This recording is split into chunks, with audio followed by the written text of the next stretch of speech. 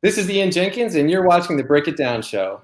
Oh, you're not going to believe this show. This is crazy. We talk to a lot of people on the show, Ian, from a lot of different things. I mean, I don't care what part of the political spectrum you're on or what your profession is. If it's fascinating, I want to talk to you because that's what life is all about, these conversations. I noticed that you're wearing a shirt that says, I heart polygamy. Why don't you introduce yourself? Because I don't like folks are going to be like, what in the heck is going on? So yeah, sure. This welcome to the show. My polygamy wardrobe, just so everybody knows. But I am one of three guys in a polyamorous family, and we are the first poly family to ever be recognized as the legal parents of a child at birth. And we're here to talk about that, I presume. I would hope so. I mean, that's interesting already. So there are three partners. You're all males and I guess gay. I guess we have to categorize each thing, like the gender, the orientation, everything. And you are the legal guardian of one kid? Two kids. Okay. And then is there a legal matrimonial style coupling? I mean, obviously you're in California, so there is a common law bonding of families, but is there a legal path for you guys to be married? There is not. Anywhere in the United States, polygamy is like by marriage is not allowed. Polyamorous relationships are, of course, adults can do whatever they want. Right. And that actually is the crux of the issue. If we were married, then married families, you're just recognized as the legal parents of a kid, kind of automatically. Right. So what? Then you each adopt the kid individually, then, or how does that work legally? Well, it's actually state by state, so things are pretty complicated. Indiana just fought all the way to the Supreme Court to keep a lesbian couple from being recognized as the parents of their kids. These people are married, and Indiana was like, no, your wife isn't a parent, even though you're married, and the other woman's the biological parent. I don't understand their rationale at all, but they wanted to keep that family from being recognized as legal parents. So that's obviously a less welcoming state right now. And there's lots of other states where you can't, you can't even adopt your partner's kid. You have to go to another state, adopt the kid, come back and force your home state to recognize that adoption. But in California, there's a state law that recognizes multi-parentage situations, and we were able to convince our family court judge that we could be the first poly family to fit that bill. Okay. So let's just work on this part of the issue here. And I guess I should say for everybody in the audience, these things are always so hard. So I'm in no way ever trying to ask an offensive or kind of poking fun kind of question. So if I do bobble, because it's hard to know, I mean, look, a throuple, I've never heard, is that even actually a word? I mean, these are new things to me. So I'm trying to, do my job, but also understand everybody. I'm being fair. Okay. So we'll use Indiana as an example again. So, the other parent adopts the kid in Nevada or whatever permissive state there is, and you go back to Indiana. Now you're legally a parent. They're bound by the parent law. Or is there reciprocity with this process? And do you have any idea? Again, it does vary a lot state by state, but the thing is, in Indiana, that couple was recognized, and they are just automatically legal parents. And they didn't have the second parent didn't have to adopt their own child. They're just like, well, you're a parent because you're married to the biological parent, and that's what they do for straight couples. When you say like, hey, my wife and I are at the hospital giving birth, nobody does like a parentage check to confirm that the dad is the dad. You just assume the dad is the dad. And so same-sex couples want that same courtesy shown to them to be recognized as parents when you're a married couple or long-term partners that are having a kid. We're the poly people, so like this got progressively more complicated. Yeah, and I want to get to that point. I kind of want to continue to clear the air on what we're talking about here. So, non-traditional male-female couples, should I say traditional male-female couples, it's easy enough. And family court gets hard. I was just reading about Frank Sinatra's grandkid who no one would claim, and yet Frank Sinatra Jr. was paying child support on this kid his entire, whatever the legal requirement was. And it's like, you're paying for this kid. You should at least accept this. But you saw that, but that's family court, right? Family court's hard. So I guess when you're a lesbian couple or a gay couple and you adopt a kid, yeah, it's weird. Like, why would it matter? Like, if you're willing to take care of this kid and, be their parent, goddamn, let them do it. You know, being a parent's not easy. You just had to run out of a room because you got a kid going crazy yelling in your house. You know, kids aren't easy. Why are we're getting better at this though, right? I guess that's my question. I think things are progressing generally towards more acceptance, but there's certainly been some setbacks, especially in the last 4 years. So for example, for me, I think it's reasonable, no matter what you say about abortion, that we would all like to see fewer abortions. Like nobody's actually pro-abortion. Some people are against it, some people are pro-choice, but nobody really wants to see an abortion happen. Like that's not a great outcome. So if you have a true pro-life agenda, for me, that would include access to reproductive, like birth control, so that you don't have to have children that are threatened with abortion. The other thing would be to celebrate the choice of someone to say like, hey, we're going to have our kid and we're going to put the kid up for adoption because we're not in a place to raise this child right now, but we want the kid to have a great home. So if you have a real pro-life agenda, for me, that means feed kids, house kids, educate kids, health insurance, and let people adopt the kids. If there's a good family that wants to take the kid in and raise the kid, and they're going to love that child and show that child affection and help them grow up and become independent adults, and that's a great outcome. And we should celebrate that and let those families and couples, you know, participate in parenting. But right now, we just had a federal administration, the Trump administration, which was allowing adoption agencies to refuse same-sex couples. So that's an example of how we've made some backwards progress, but things are going to be, they're back on track. So we've had a change of residency at the White House, and things are back on track. Well, we'll see. We never know.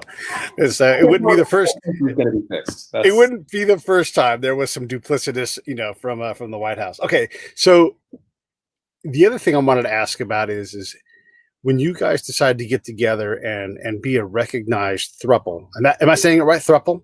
Yeah. Okay. A couple with 3 people.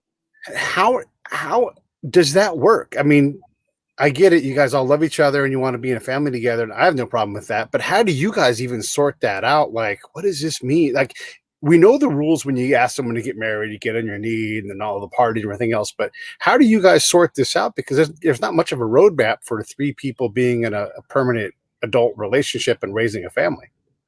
There isn't, but you know, there are all sorts of other arrangements that we come across where people encounter a situation and they make it work. So a 3-parent situation that existed before was a woman was dying. She wanted her kid to be raised by a loving family. So a couple agreed to adopt the child, and so they became legal parents. But she didn't want to give up being a parent, you know, while she was alive.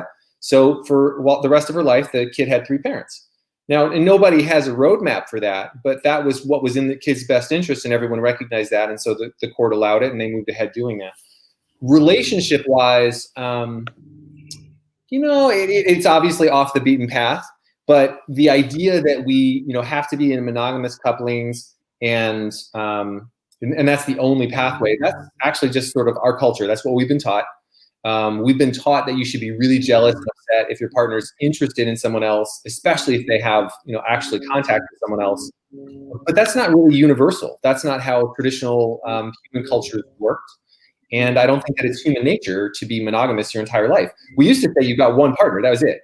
You kiss someone, you're married, and that's it. If you live to be 70, you get one partner your whole life. And now everybody kind of recognizes that people don't get married till later in life. Everyone's in relationships, and they expect those relationships to be monogamous. My question is, if you have a wonderful thing going on and you realize you're not going to be with one partner your entire life, why does that wonderful relationship have to end necessarily for another one to begin? Yeah. Okay. No, fair enough. I understand what you're doing with that. And also there's a lot of cultures that have done this kind of thing in the past and in the present where, you know, as you echelon up through your life, you have different needs, different goals, different things. And therefore you often need a different partner. I mean, how many times do we hear a very reasonable divorce coming from, we just grew apart, you know? We raised our kids, realized we were different people now, and now we're going to get a divorce, you know, and those folks continue to parent and everything else, and hopefully they get along. So yeah, I can see that working. Do the 3 of you have an open relationship, or does your polyness stop at the trifecta? We are focused on the family, and we've got 2 little ones, so there's not a whole lot of time, if that answers your question. Yeah. Yeah, I want to go back to you said earlier about the divorce, which to me is a very interesting concept, that people have a family, they have kids, they want to raise the kids, but they grew apart, and so they got to get divorced, right? I don't view that as a necessary step any longer. What if you've got excellent life partners, but maybe the romantic aspect isn't there anymore, or something else is different? Maybe you're really good at the romance, but you need someone else who's like an intellectual mate, or just sort of like a partner, Margaret Mead said, over her lifetime, she needed someone who was like a young fling and an older mentor and then a romantic equal at different times of her life. So, if you're married and you've kind of grown apart, but you want to stay together for the kids, you can do that. Like, you actually can say, like, listen, honey, I want to stay married, but, we obviously need to get separate partners because we're not everything to each other any longer. And I'd like to remain a married couple, but still enjoy, this relationship. I've fallen in love with a coworker. So let's do both of those things. You don't have to get divorced just because you love somebody else is what I'm saying. Yeah, right. No, fair enough. Yeah, I can understand that. And then the other thing is, like in Germany, when I was there, I had some German friends, and the wife, at one point, the conversation doesn't really matter. The point that I didn't know was, she's like, that kind of sex is for downtown in the building where the ladies who you pay for. And she's like, I don't care if he goes down there because he's not doing that here. And so here is this outlet for, she wants her husband to be happy. If that's what he wants to do, there is a place for that, and that is not the traditional American way, for sure. No. And I don't know if that's a normal German thing, but there are, prostitution houses, sex worker houses in all the big cities, and they're legal. So there's some kind of different level of acceptance there, even if the relationship is a truly, monogamous one. It's there's a lot of ways to skin this cat, It's hard for me to tell anybody else how to skin their cat, Right. I don't want to get the impression that this is actually all about sex, or even primarily about sex. Sure. I mean, just something that our throuple brings to all of us is, a married couple isn't necessarily going to be on the same wavelength about everything. So maybe the man wants to watch the latest Avengers movie and the woman wants to watch the rom-com, or vice versa. In our relationship, I watched all of Game of Thrones with Jeremy, but Alan wasn't feeling it. And Alan and Jeremy love to watch RuPaul's Drag Race, and it's fine, but it's not my first choice. So there's just someone else in the house, and there's just always someone where you have that connection. And we do different things together. I mean, we do a lot of stuff together, but we have these overlapping areas where we support each other in different ways. And it's just like, there's just a little bit more love in the house. And it's not, trust me, 2 little kids in the house, and I'm 45. Like, it's not the party that people might make it out to be. This is entire thing. I'm just trying to keep the kids happy, and I'm trying to teach my daughter to read. So that's the primary thing.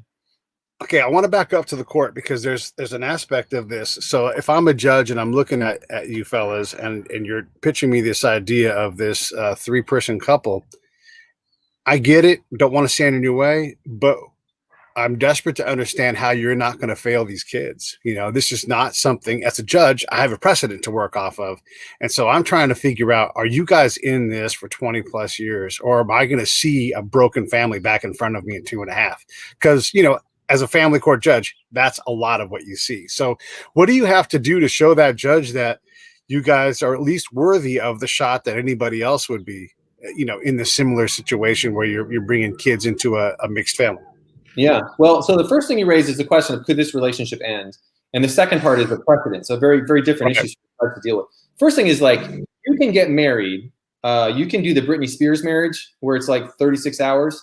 And when you're married, you can have a kid and you're the parents. Nobody asks any questions. And so, any relationship can end. Our polygamous relationship, polyamorous relationship might end. I mean, we've been going together for 18 years with one of my partners, 8 as a throuple.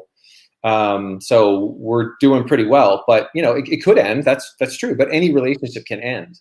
And so people will say, well, then there will be some drama in family court. Well, that's also true of just a regular divorce couple. Go to family court. It's all true. So, I mean, it is a little bit more complicated with more parents, but there's also more resources when there's more parents. So, that this is just the reality. We're a polyamorous family. We have kids, and the court had to sort of deal with that situation and ask themselves, is it going to benefit anyone if we say one of you is nobody to the child? Because that was the option. You go to the judge and you say, listen, we're having a kid by surrogacy. we would all like to be the legal parents because we're equal in this relationship, and we're all going to be the parents. I mean, we literally are the parents of this child. Could you just recognize that legally? Because otherwise, look what happens. If the relationship ends, then my partners can take a kid anywhere they want across the universe, or I could do that if my partner wasn't a legal parent. I wouldn't have any say in the kid's upbringing or education. I wouldn't have any legal responsibilities. So if I were not a recognized parent and then I just like skipped town, I wouldn't have to pay anything towards child support, which is, we didn't want to have that. We wanted to go in saying, we're going to take care of this kid till the end of the world. When the sun goes out, we're going to be there taking care of this kid. So solidify this relationship and say that we are parents so that we know what our obligations are. And then like other concrete things, like all of us can consent to the child's healthcare. That's actually a big deal if there's an emergency. Right. And the kid can get our inheritance. Like none of us are married because you can't have a polyamorous relationship that's, marriage.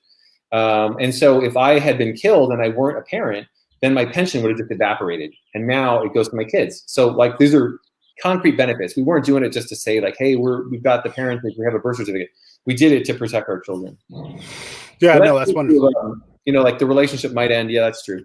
But the other issue you mentioned is super important is precedent, because the lower courts are not allowed to set precedent, really. And so the judge that we had was like, listen, this hasn't happened before anywhere that we know of. There's been 3 parent families, but they're not polyamorous. They're like a lesbian couple and a sperm donor who functioned as a parent, and now the kid's a teenager because I want my dad to be my dad. Well, the kid can come to court and ask for that, and then you can create a new birth certificate that says you're all 3 parents. This saying like a poly family is going to be the parents of a kid at birth, that was brand new. And so the judge is like, I can't do that. Like, you have to go to a higher court. I'll reject you, go to a higher court, ask them. Or why don't you come back in several years and show that there's been detriment to an existing child? Then I can use the California state law to do that. But our situation wasn't covered by that law. And the reason why we managed to convince the judge is my partner interrupted the court proceedings and said, you need to let us testify. And we all got sworn in, and then we all had a couple minutes to say, like, judge, this is our baby. We love our child. We want this to go well. Please recognize us. And basically we were like, we convinced her that we were legit real parents and we love the kid. And she's like, you could see it in her face. There's no way I can deny these parents their legal protections for their kid. So she's like, how am I going to do this? And so she stretched existing surrogacy law to say that because we were the parents on the surrogacy contract, that we were the parents legally. And is any one of you the actual sperm donor parent, or is this a different kind of arrangement biologically? Yeah, so what we did was we had intended to adopt embryos and they just didn't work out. And so then we were like, we're going to make our own.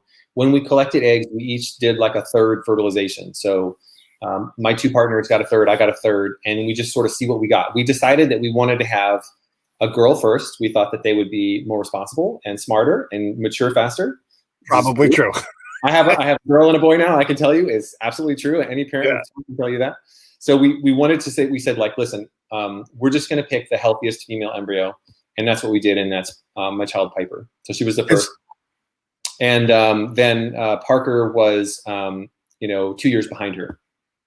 And so one of you is the biological father. It's just TBD if you even care to look. Is that right? I mean, we know who the parents are. Yeah, you could have just sort of done a dish and like, who knows what you're going to get. See who wins. Yeah. Yeah. My partner Jeremy is Piper's biological dad, and Alan is Parker's biological dad. We do tell the kids. I mean, Parker's mostly pre-verbal, so we're focusing on Piper right now. But we are very honest with them about where they came from, and we're all your dads. But Jeremy made you with Megan, and our surrogate Delilah. She kind of kept you warm and helped you grow for 9 months, and we love her and thank her for that. And she gave you as a wonderful gift to us, and now we're raising you. But we're in contact with all of them, and she sees the videos of when our surrogate was pregnant, and they just sort of tell them what happened. And it's like completely normal to them. It's all she's known. She just mostly knows why the other parents, why the other kids don't get to have 3 parents. That's the biggest question.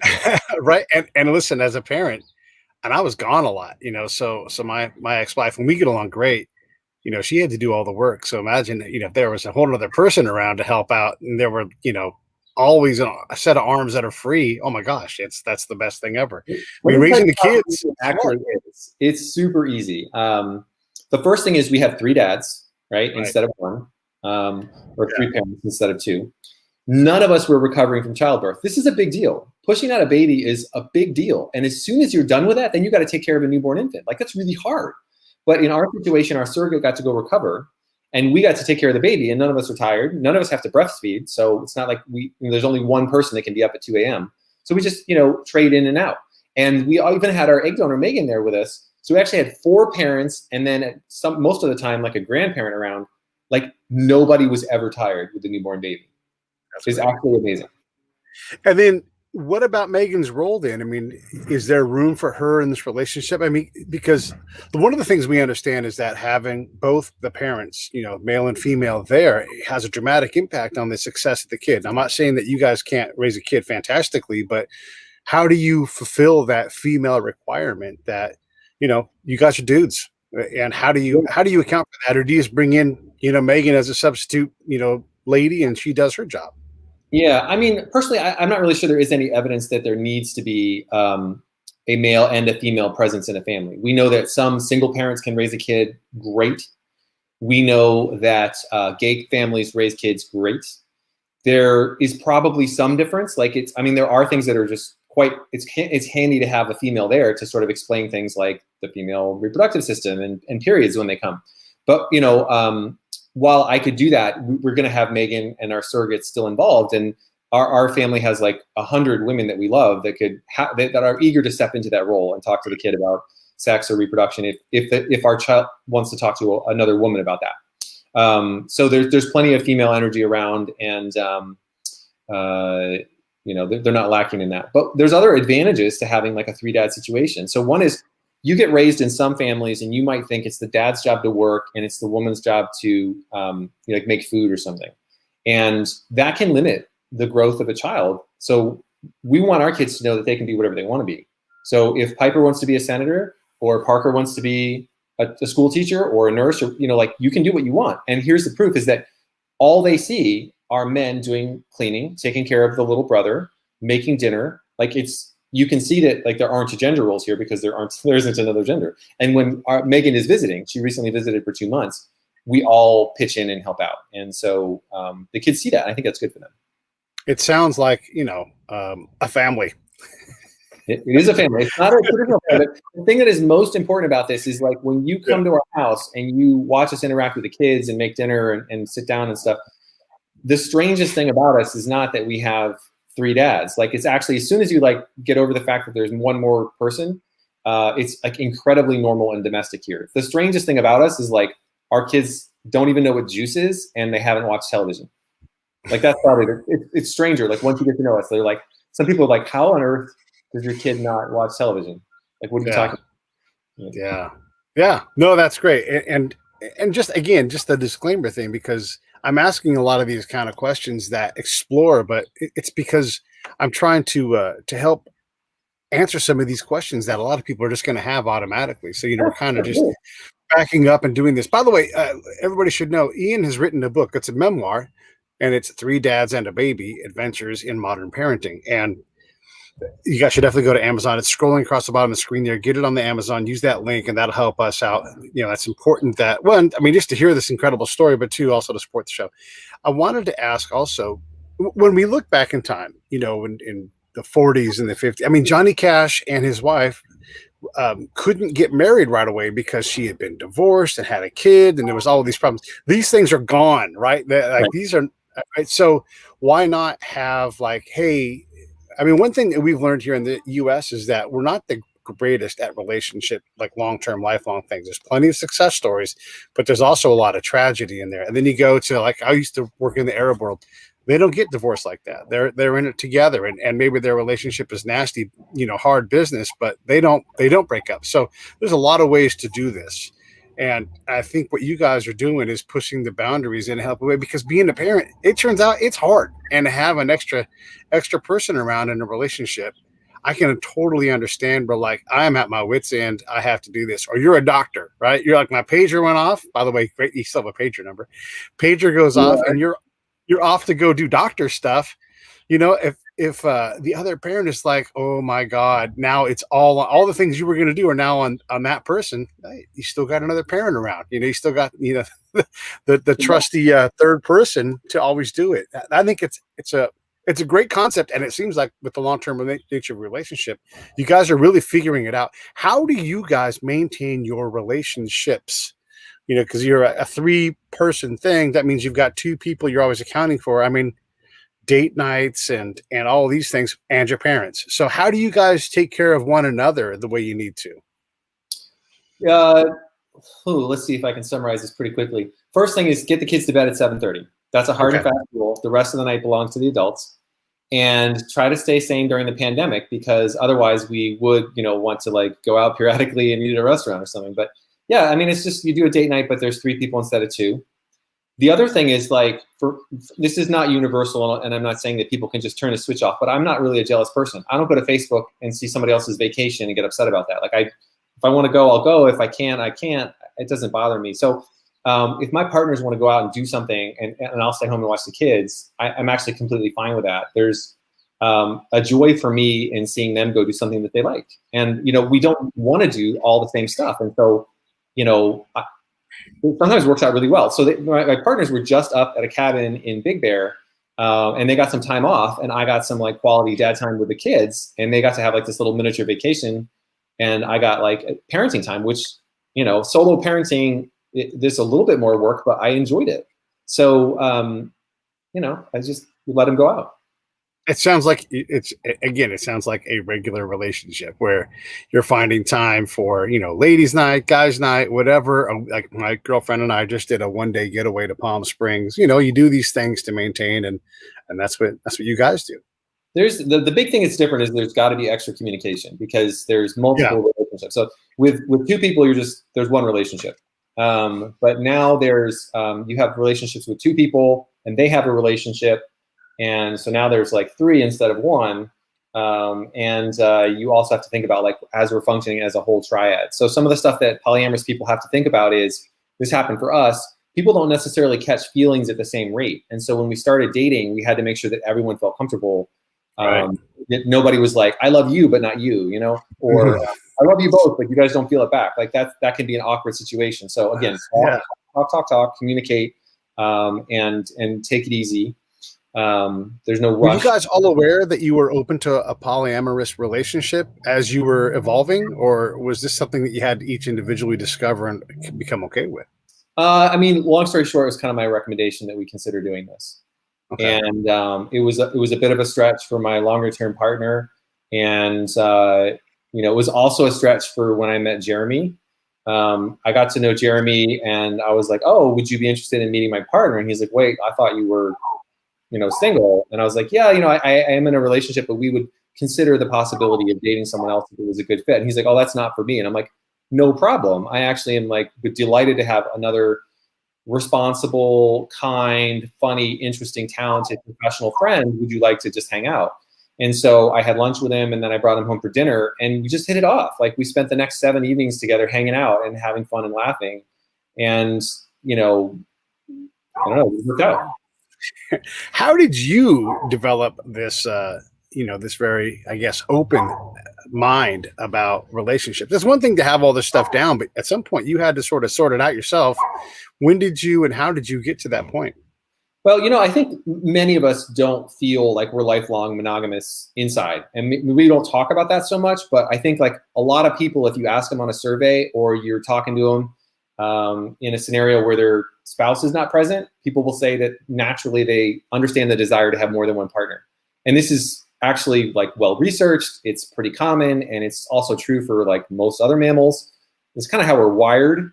And the question is whether you're going to talk about it. And the biggest thing is whether you can get over your own jealousy, because a lot of guys would be like, "Oh, I'd love to be able to date other people, but I don't want my girlfriend to do that." And so if they can get over their own jealousy, everyone can have more of what they want. That's the big thing. And the other thing is, this is a cultural script that says that if you care about one person, well, you definitely can't care about another person too. And that turns out not to be true. The analogy I always use is with kids. So people say like, "Oh, I don't understand your relationship. There's no way you could possibly love more than one person." And I say, "Don't you have 3 kids?" And they're like, "Well, it's different." I'm like, "Why is it? Why is it different?" I mean, you have to be careful with your kids that, you treat them all the same, that you don't like favorite one or another, that you do things with all of them, but also do things with them separately, that you have good relationships as a family, but also your separate relationships with your kids. It's really not that different. It's just, obviously you should never mix kids and romance, but that's an analogy I've used with people who are in a straight, like, married relationship with kids, and they understand that you can love your 3 kids. You can love more than one person, including romantically. It's not that crazy of an idea. And there's plenty of couples that traditional male-female couples that still have quite a bit of spark between them. It's just the day-to-day that they can't handle. I mean, how many divorced couples have sex on the side every now and then just because they because they get it, they have that spark, and every now and then it works for them. So it's totally normal to have multiple love interests in your life. Okay, let me ask you this. That works great for the 3 of you. You guys have all figured out, but that doesn't mean that family and work all understand that. How did you guys deal with the folks who are outside of the throuple and guide them through this process? Because just coming out is hard. Like, trusting that your family is still going to love you, and now you're coming out and you're saying, we're out and there's 3 of us and we're going to have kids. That can be a lot for someone. We're lucky that we live in Southern California. We didn't end up here entirely by chance. Alan and I moved here from Boston, and we just wanted a place where the actual climate and the political climate were welcoming and friendly. And I could open my windows right now and it would be pleasant outside. And that's true politically, and it's also true for the temperature. So we ended up here by choice, and it's a pretty accepting place. So no one from any of our work environments has had an issue with us that they brought forward or seem to be uncomfortable. Some people are like, wait, how does that work? Or, they have a couple questions, but they should have questions, right? I mean, it's not typical. So we actually find it stranger when people don't ask any questions. It's like, well, you have questions. Why don't you it's okay, go ahead and ask them. And then that's fine. So our workplaces have been completely fine. And I think it's because when people know us, we're actually super normal and boring domestic people. There are a lot of single people or, 2-person coupled people that have crazy lives, and they're like all over the place. Yeah. But we're actually pretty bland. Sorry, like, spoiler alert, it's not the Tiger King. So we're pretty normal. And when people meet us, it's just like, again, the difference between meeting a family that has 2 kids and meeting a family with 3 kids, it's like, oh, that's a different number. And then you're like, well, it's the same as the other one. And again, it's not the same. It's not the same thing, but I mean, there's a clear parallel between, like, you're a doctor. Okay. A lot of doctors have someone helping, mom or dad raise the kids, whether it's an au pair or something like that. You do need more help because raising kids takes a lot of stuff. It's just, this is your guys' approach. And if it's a house full of love, then gosh, who the heck cares? When you guys go to a party, like, the Christmas party or whatever it's going to be, do you go as a throuple? Or do you avoid doing this kind? I mean, let me ask you a different way. How problematic is it for you all to go out as a unit, assuming someone's watching the kids and you guys want to go out and engage with other people? You're not just minding your own business. Has that ever posed a problem for you at all? I mean, I know we're in California, not that big of a deal, but still, it's really different, and not everybody handles that well. Yeah. I've always been kind of, I think people might say, straight acting. It's not a decision I make. I'm not kind of cover anything up. And I think that the real brave people are like gay people who are obviously gay, that have maybe more of a feminine tone or a style. And those people are vulnerable to discrimination and even physical violence. And they have to be very brave in their personal lives. I just kind of get mistaken for a regular straight guy most of the time. And I think when we go out as a 3-person family, the same is true for my partners, and people just assume we're friends. So like we're incognito, I think, when we go out as a throuple, with the exception of if we go out on an anniversary, we'll tell the restaurant, and they'll bring out the dessert they bring out for a couple that just has 3 candles instead of 2, and everyone's been accepting. When we go out to work parties, it's just like, yeah, people say like, there'll actually be an email from my work that says you can bring 1 guest to the work party. And I'm like, remember, I got 2 spouses. And they are like, oh yeah, I forgot about that. Totally bring them. And we go up as a threesome to whatever work event there is, if there's not a pandemic on. As a matter of fact, we have a really nice house for entertaining. It's got a kind of open concept. It's got a nice view and a nice deck. And so we have parties here for all 3 of the work environments, again, in the non-pandemic years. And so we'll have like 50 people here, and again, nobody has ever cared that we can detect. Yeah, well, that's good. And I suppose if you're not looking for someone looking at you and caring, it's a lot easier not to have to worry about that. But if you're always looking for someone who's like, has a problem, then you're going to see that everywhere. I mean, that's the specter versus the problem balancing out. A long time ago when I lived in Vegas, I was a drink model. I was Captain Morgan, and then Nice. yeah, it was great. It was a great job. And then Diageo, who's the main parent company, they own a lot of other brands like Smirnoff. And so when the gay rodeo would come to town, I would be the drink girl, and I'm straight. But I'm like, this is my chance now to like feel what it feels like to be that girl, in the tiny outfit and everything. Cause they give me like a medium shirt and I'm like, oh my God, this is ridiculous. But and this is not for you. You certainly know this, but if you go to a gay rodeo bar, you're going to see a bunch of dudes. Like you're not seeing a bunch of effeminate guys. Now, the guy who worked with me was gay and he was effeminate and they ate him up. But if you didn't know, you were in a gay bar you saw a bunch of cowboys, fantastic mustaches, just gritty cowboys. You saw cowboys. That's what you saw. And so I totally get what you're saying in terms of you guys are just out there just doing what you do. And who the hell cares? That's not true everywhere though. And do you guys consider that when you travel? Obviously, California. I mean, look, you came to California away from Boston. Boston's about as liberal as it gets, but it's also very conservative in some ways and very provincial.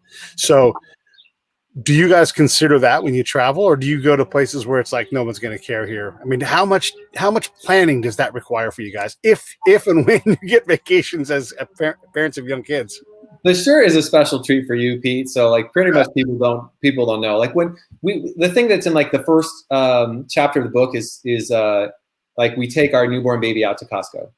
Yeah. So spoiler alert, it all ends up well when we have the child. And we went out to Costco and it was the three of us, the three dads and the egg donor mom. And when you see us walking through Costco, anyone's going to assume a married couple, two friends. Yeah. So we're not really like vulnerable in that way. We are cognizant of this. And so we went on a trip to Mexico. We had the kids' birth certificates. And when we were checking in at the airport, I think we left from Tijuana at that trip. You can cross the border and get into the airport in TJ. The flight attendant was like, or the check-in person was like, hold on, like what's going on here? And we're like, yeah, that's good. Like you see kids, you see guys, you want to know what's going on. We're okay with that because you're looking out for a child. We're always okay with that. And so we showed her, here's our birth certificates and our IDs. This is our kid. And she's like, cool, sweet. Welcome to, our airplane. And life goes on. So we were aware of that. We wouldn't go to any place where we might not be welcome and make our presence known because I'm actually super vigilant about that. We want the kids to have the best possible outcome. We're not showing any pictures in any news media of the current age kids. We're not going to put them on TV. We want them to have a normal life. Like that's a priority for me. And I have been assaulted for being gay, so I know that that's a risk. And if I'm somewhere where I'm not, I'm likely not to be welcome, then I'm going to take precautions. So. And you make a great point about Costco. When I go through Costco, I don't think, what is that person's relationship status? And, I'm at Costco. I'm trying not to eat the croissants, trying to avoid the snacks when the snacks are available. I'm not concerned about your relationship status if there's three dudes, especially not trying to figure out like, are those three guys married? So yeah. I can appreciate that. And then, by the way, for everybody listening, if you're a Southern California person, especially San Diego, pro tip on traveling, Tijuana often has screaming deals. So if you're willing to go across the border, which you should be, that's a good place to go. You guys are trailblazing. Who's coming knocking on how do we do this? Not a million people. I mean, this isn't a super common situation. But we have heard from a couple Throuples that, one was had a new baby and they wanted to know about our story. And it was a great connection because they're in California. And so we're like, you can pursue this. There's precedent. Here's the information we have. And we're like, you can have a copy of our court proceedings if that helps you. Other people in other states, it's going to be tougher. So you're in one of those states where they won't even recognize a gay family. Like, obviously, it's going to be tough to be a polyfamily. But, there are lots of different combinations for what we call non-traditional or chosen families. And we just wanted everyone to know if they end up in such a situation to consider the possibility that there could be legal protections for them. And, all the three-parent families that came before us, they weren't polyamorous, but they were other ways that you could, show that you cared about a kid. So again, like the lesbian couple and the male sperm donor, like a grandparent who is a great parent figure and the biological parents. and several examples of like, okay, a person has a child, the relationship ends, they get into a new relationship, and so you have two bio parents and the current parents. So basically like a step parent situation. And you know, this it took me a while to actually realize it, even though I grew up like this, but I'm from a 3-parent family and nobody thinks anything about it. I mean, like my parents got divorced when I was very small. I don't even remember them being married, and they're both remarried. And I spent my childhood being raised by my dad and my stepmom. And then, you know, I would see my mom regularly. So I had 3 parents. You know, my stepmother wasn't my legal parent, but maybe she could have been, maybe she should have been, because she raised me. She taught me to love reading, you know, like she's just mom, you know. I don't think there's really a reason to call her my stepmom. She's not biologically related to me, but why does that matter? Like you can choose your family. And so that's just really, you know, not that unusual of a situation. It's actually extremely common for people to have kids from another relationship that they're raising. It's really not that different. The only difference here is that we all love each other. Yeah, and there's all kinds of things. I mean, as we get this modern family thing more and more sorted out, you know, my ex-wife and I, you know, we get along great. When my daughter graduated, I went out to Georgia, and obviously COVID limited us because she got graduated in December. But her little brothers, I have no relationship to, not a legal, not a blood, none of that stuff. But they're my daughter's brothers, and they are half brothers to her. So what does that make me? Well, not ex-uncle-in-law, you know, or whatever. Like, I love those kids. I'm always curious about how they're doing. I don't have any specific, but that's how an uncle is, you know. So basically, I'm this undefined uncle, and I don't try to force myself into the whole situation. But you know, there is a role for that, and we have these new slots where, like, yeah, that's my stepdad. He's not that involved in me, but you know, whatever. We move along. You guys care about each other, or you don't. It's interesting how we're figuring all this stuff out. How did you figure out all of this, though? I mean, you're so well spoken. I mean, look, you're brilliant. You're a doctor, but it just didn't download in one day. You know, you had to sort this stuff out. And then your ability to kind of step back and say, we're glad that you recognize that this is not traditional when we fly, and you're checking on the well-being of our kid. Thank you for doing that. Here's all of our paperwork and go on forward. You don't just get that downloaded in one day. You've got to sort through that. Talk about that process, please. Well, I have been working at it for a while. I mean, you know, I'm 45. I've been in this 3-person relationship for 8 years. I've been in my other relationship for 18.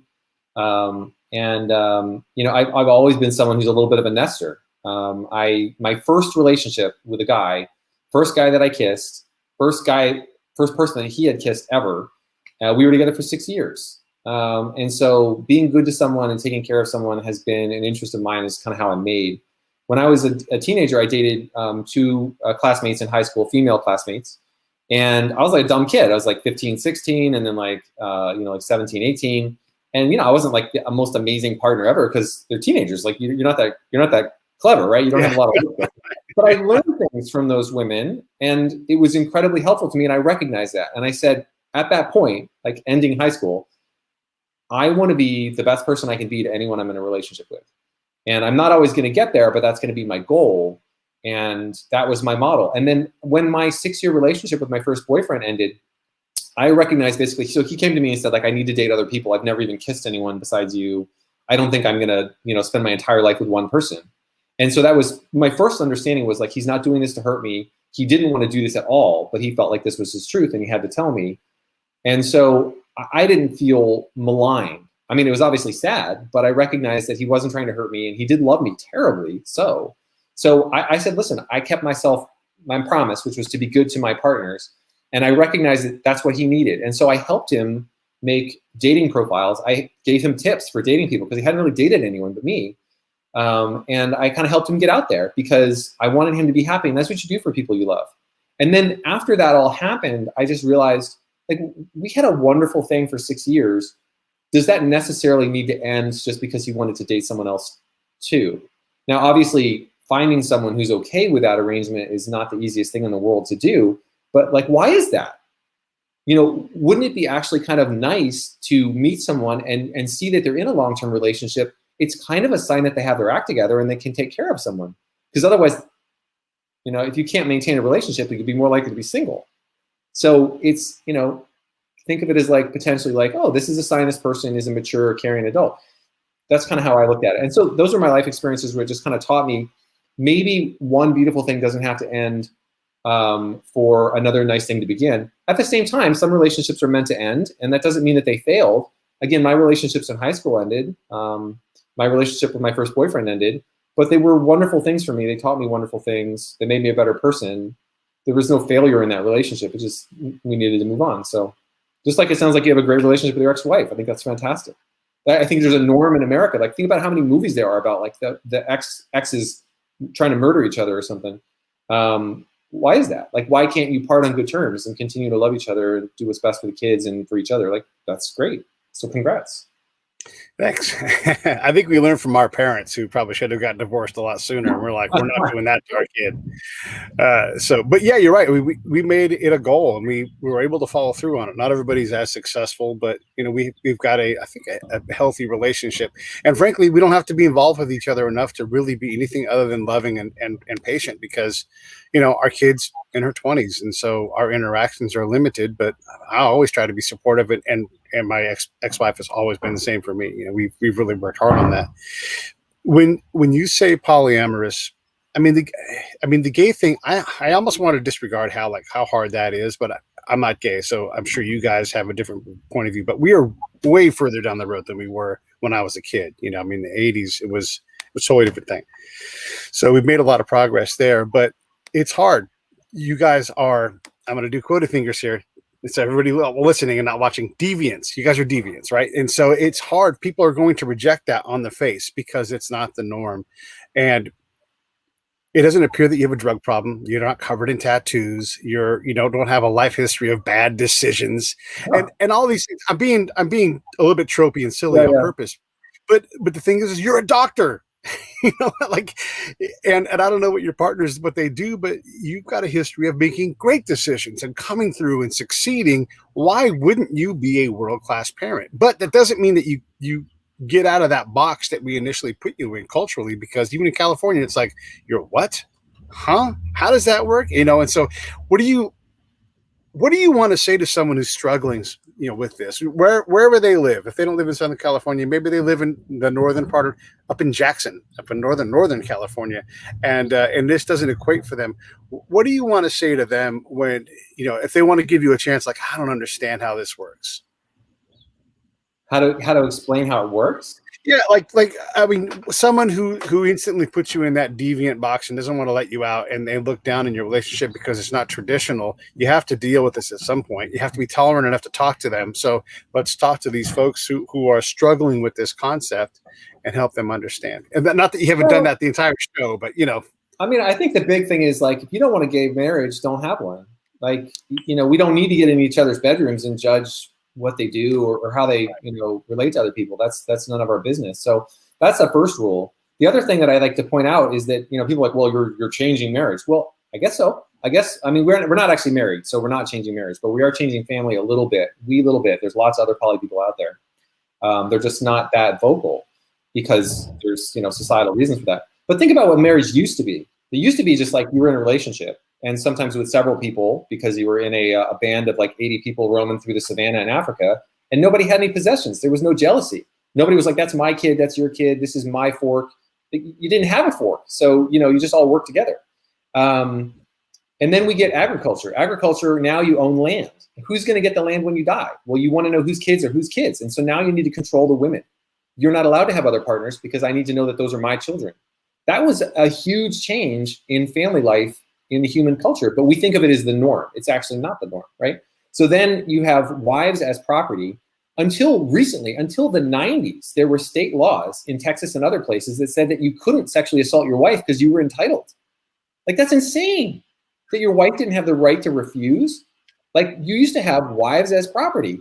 That is completely bonkers. You had no ability to divorce.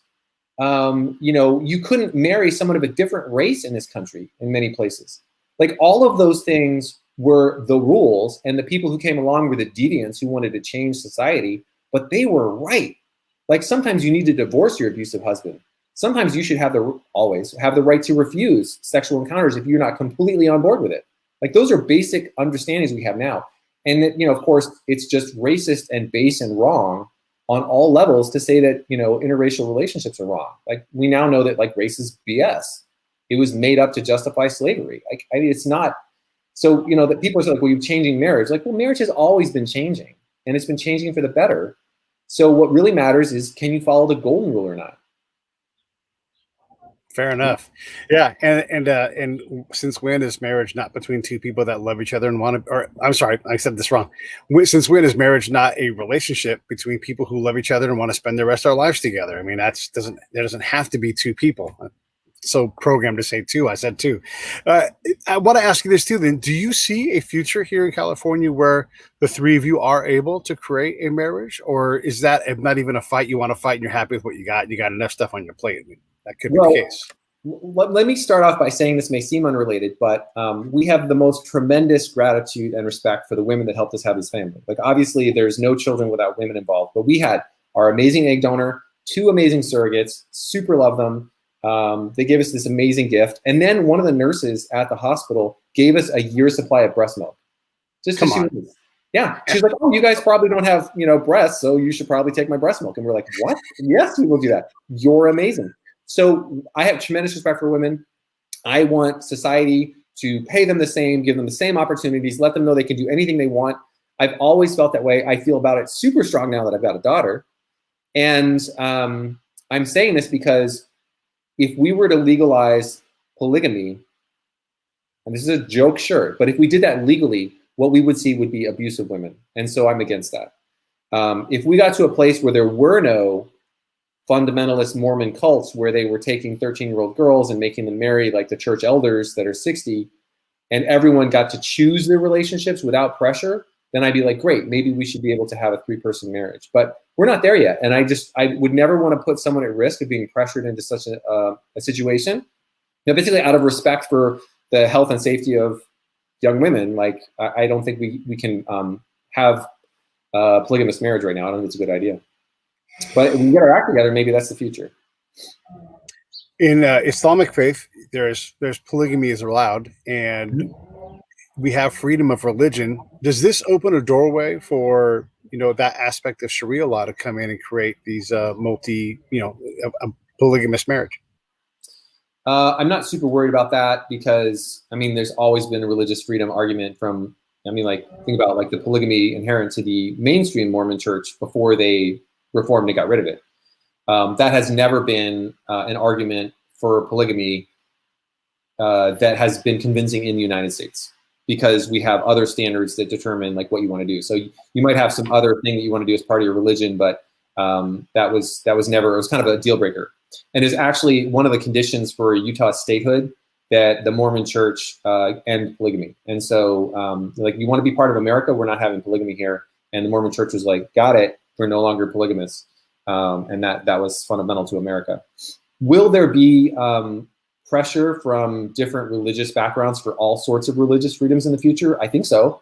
The biggest tension right now is, do I have the religious freedom to discriminate? And a lot of our conservative side of our society is saying, yes, you shouldn't have to make a cake for a gay couple if you don't want to. Okay, religions say a lot of stuff. So people who were conservative Christians used to say that African Americans were inferior and that God wanted them to be discriminated against. There was also discrimination in other churches on the basis of race. And so my question is, if you are going to support the right of a bakery to refuse to serve a couple, what if the religion of the baker is that they're racist, and the religion says you can discriminate against a mixed marriage, African American and a white person, or there's Asian or Latino person involved? Do we support that because it's religious, quote unquote? My view of the Civil Rights Act would be that would be wrong. If you have a public business, you have to serve the public, and that's true. If you don't want to do that, you certainly don't have to. So this is the thing: it's not a religious freedom to discriminate in the United States. You always have the right not to bake cakes. You just can't pick and choose and discriminate on the basis of race, or my view would be sexual orientation. Flip side is, if someone hates me, I don't want their cake, so I'm gonna go. Stupid cake. Yeah. Go support the folks that are part of your village. There's nothing wrong with that. The link for the book is scrolling by on the bottom of the screen. The book is called 3 Dads and a Baby: Adventures in Modern Parenting. You can get it on Amazon. Use our link. If you're listening on the podcast side, just go and you'll see it in there. What else? What questions should I've asked you? I've kind of peppered you with the basics and the what would the common man stuff. be. But what did I miss, man? What should I have gotten? Actually, this interview was very different from most of the others that I've had, because they usually sort of focus on how do you decide to become parents, what that process like, how do you divide responsibilities, things like that. And your questions were a lot more towards like, whoa, this polygamy thing, that's a little bit different. Tell me about that. So it was interesting to break out of the mold a little bit and talk about some of those other things. I listened to some of the other episodes and I'm like, yeah, I don't want to talk about that. Then it's out there. A lot of that stuff. I'm trying to cover other things. So thanks for acknowledging. You're breaking it down. I'm breaking it down. Yes, I am. People are curious. And like I said, it's actually refreshing when curious people ask in a polite way. Like none of us are offended by that. Right. Like earlier in my life, people were like, well, how could you possibly be attracted to other men? Like, I just don't get it. And so, I mean, that's a fine question. People have no concept of that. They have none of that inclination in them. Then, I answer that question. I'm like, they're like, how did you know you were gay? I'm like, well, I got a crush on a boy. Like, how did you know you were straight? You had a crush on a girl. It's not any more complicated than that. And, people need to talk it out so they understand that. And then they're like, oh yeah, this guy's just like me. I'm not like trying to check off all the stereotype boxes. I think people should live their life however they want, that straight or gay. There's, wonderful things about being quote unquote more masculine or being more feminine. And that everyone should be comfortable just sort of being themselves, dressing the way they want, doing the activities they want. My chosen activity is like woodworking, writing, and mixed martial arts. So, there you it go. takes all kinds, right? I made this stick that I'm going to hit you with. Hey-ya! You're not gonna believe it. I'm a woodworker, and I do have 3 homemade bokken or wooden swords downstairs. So if you need one, like, nice, I love it. And obviously, you wouldn't hit anybody in purpose. We're just making jokes around here. only if you assaulted my kids. I would fight off. Yeah, well, that's a good story. Yeah. Yeah. Well, listen, I appreciate it. Stand by one sec. Let me roll this video. Hey, thanks for watching the show. I really appreciate it. Right here, you can subscribe. Please do that. It makes the show grow. Hit that notification bell so you know which incredible guest is coming up next. Down below is the PayPal link. You can put a small subscription in. That is an enormous help. All that money goes right back into the show. And then right up over here are the next episodes you should listen to, curated by yours truly. Thank you